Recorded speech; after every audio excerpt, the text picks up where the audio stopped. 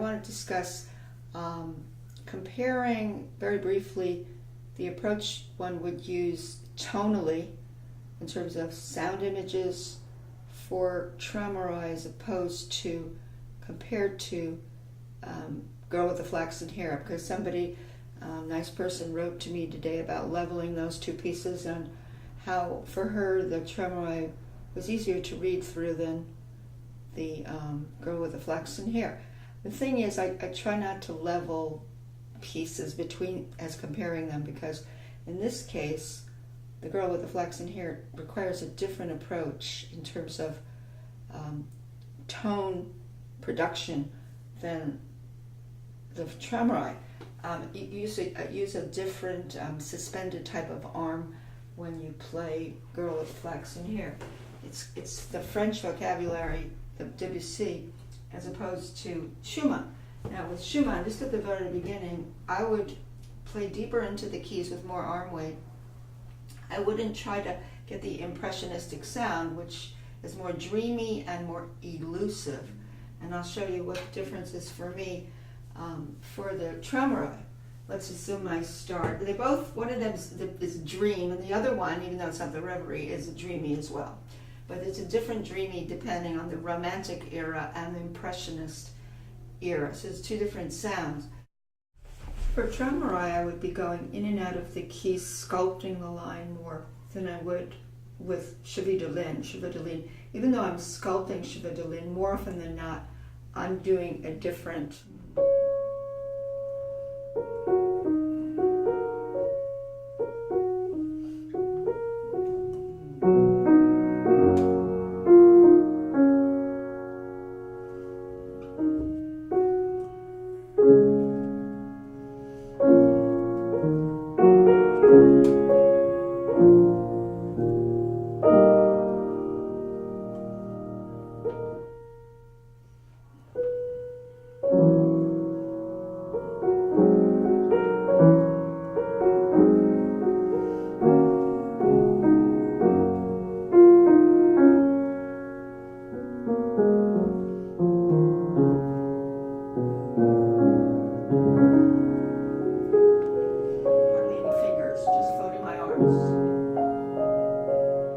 For Traumerei, I'm going to go deeper in the keys, going in and out more, and I am going to use more directive transfer weight more frequently than I would with Girl with the Flaxen Hair, because Girl with the Flaxen Hair needs the elusive, dreamy sound as opposed to what I would want out of Traumerei.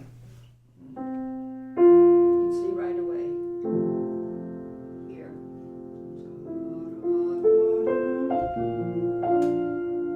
Sculpting already.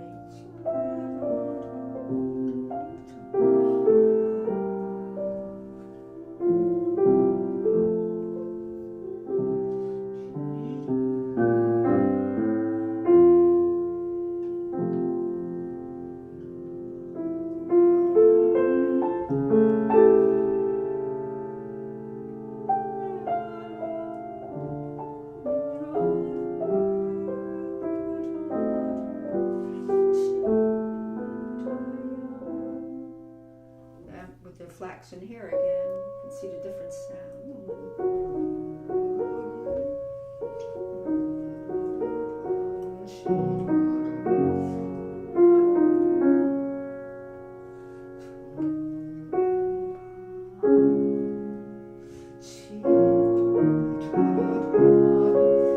deeper here because I want, but I'm not giving as much arm weight.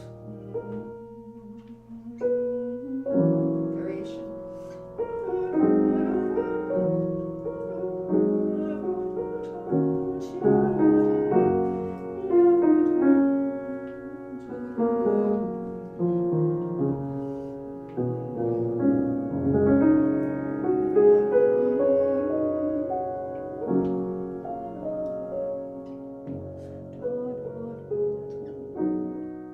You can see I'm using almost, my arms are like, there are clouds under my arms in which I'm suspending my arms almost through the whole piece.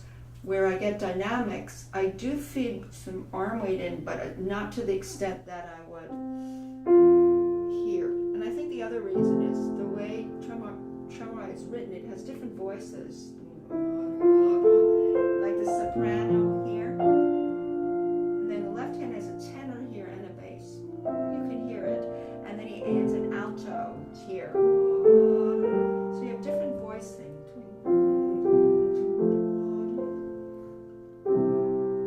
So what I mean to say by that is with this type of voicing, you have to make sure you're hearing your melody line on top, and then some of your inner voices have to be underneath that and balanced underneath. You also have to have a framing bass.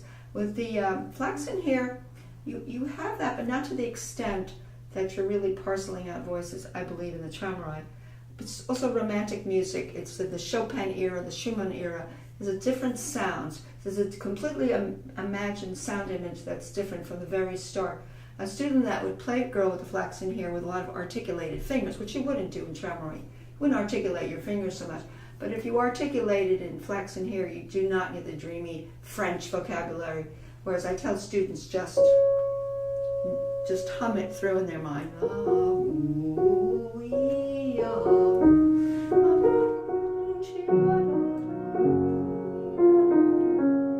That's a lot different than this.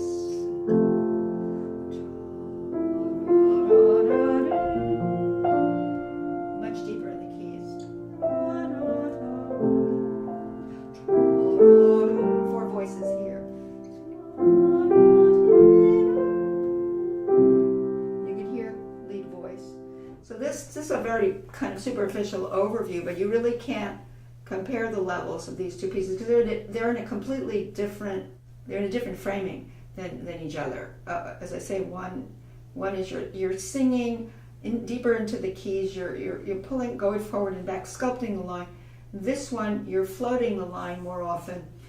You want an impressionistic sound, which is elusive and watery, like watercolors rolling in, coming into each other, spilling into each other, whereas you have more definition here. There's another reason. More definition. I should have said that from the beginning. It's dead weight here.